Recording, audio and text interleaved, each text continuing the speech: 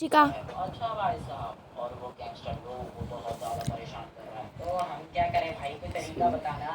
अरे वही तो बता रहे यार, डाउनलोड बहुत ज्यादा खतरनाक है, उसके पास बहुत सारे गुंडे हैं। तो तुम एक काम करो, सबसे पहले शिनचैन और विंचैन में से किसी एक को भेजो उस गुंडे के अड्डे पर, और ये शर्त रखो कि जो उस गुंडे के सरदार को मारेगा और उसी को ये गाड़ी दी जाएगी। अबे भाई साहब कैसे खतरनाक गुंडी वाले आइडिया दे रहा है। अरे यार मेरे पास तो यही आइडिया, अगर मानना है तो मानो, वरना भाई साहब अपना खुद सोच लो। इसके अलावा कोई आइडिया नहीं है क्या? अरे मैं बता तो रही हूँ। अरे चल अबे बता ना यार। अरे नहीं यार, ये वाला आइडिया तो बहुत ही ज्यादा बढ़िया है, इससे ठीक है, फिर उत्ते जाना। ठीक है, जैसे भाई तो गाड़ी का बिना decide and driver download for और दूसरा यार शहर के ऊपर से उसके का डाउनलोड क्या बात कर रहा है। हाँ यार ये तो सही आइडिया है। डाउनलोड हो गया।